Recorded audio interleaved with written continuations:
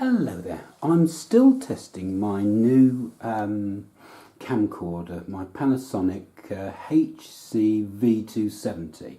But I thought what better to do would be like a quick review of something. So I scouted around, see what I could find, and I've actually got this Xbox Elite controller. So I thought what I'd do is just a short film, like an honest review of what I actually think of it. Well, here we go. It comes in this lovely sort of carry case, as you can see.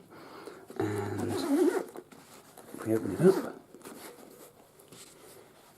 inside here we have the controller. Obviously I'll put like a tissue and bits and pieces in this little carry part here.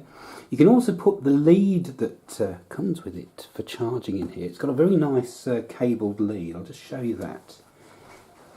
It's just over here.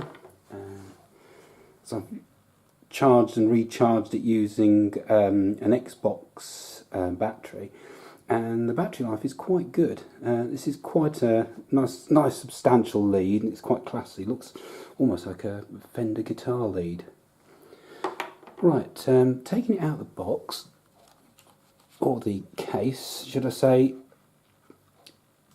this controller actually is quite expensive. I think it's expensive. Ranging anywhere in the UK, pick this up from 130 to 150, 160 quid. Why on earth would you pay that for a controller? Well, let's have a look what it's got. First of all, you've got these little fellas in here. Let's move that up here. We've got a changeable connector here. We've got various different size buttons that can change, so I can take that off there, and it's magnetised, so it just goes on like that for different heights, obviously for different gaming scenarios. So we have that, and we have a really tall one as well. He says, trying to get it out. This I found works really well with racing games, or games where you've actually got a sniper mode. Other than that, having tried them all, I tend to myself have left pretty much with the basic ones here. It comes as well with these nice paddles. Let's get those out that are under here. These paddles here, which fit in to here. This controller box over here for a while, so you can see that. This looks really nice actually. The whole controller is like a piece of ornament or whatever.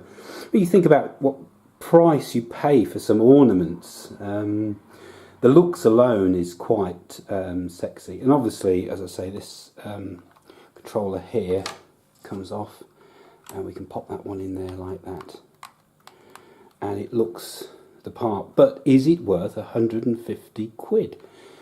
No. No, it's not. I'm just a bit silly, that's why I thought I got one. I thought it looked quite sexy on the TV cabinet.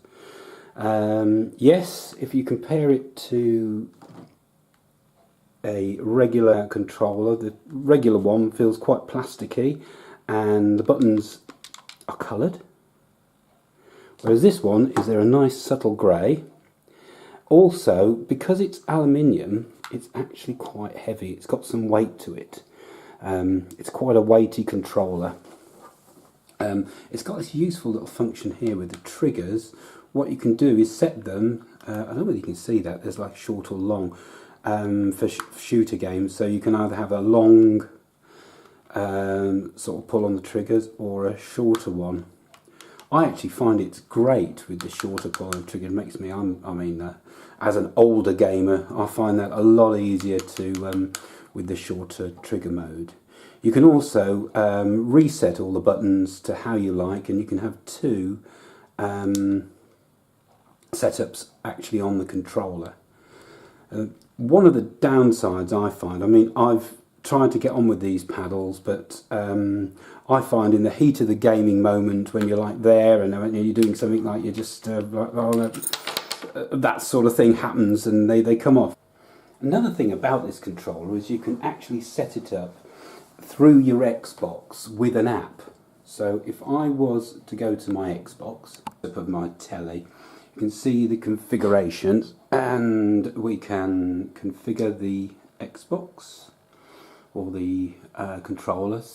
You see what I've got here, that's configuration 1 and 2, and there's my configuration there. And what it's got as well, you can see that it depends on what game you've got. Like if you're into racing games, Gears of War there. These are their suggested Halo. These are their suggested setups, and they're like a preset, and you just go in and set it up to that. So, as I say, for the hardened gamer, maybe this is a good choice for a controller. Of myself, maybe it's overpriced. The only thing I can say about this controller is it's not really made me a better gamer, not by the least, but it does feel a lot chunky and a lot better than this one, the one that comes with it. Obviously with the rubber on it and the aluminium, it's a lot heavier and it feels a lot better. So is it worth the money? No. Will it make you a better gamer? No. These buttons look great. I mean, maybe somebody out there is going to think, no, I love the buttons that are underneath. I just didn't get on with them. They just fell all over the place, and they're just going to live in the carry bag that it comes with. Yeah, it's a great controller, but overpriced. If you can afford it, have it. It's not going to make you a better gamer than the one that came with it. That's it really, and I'd just like to say thank you for watching.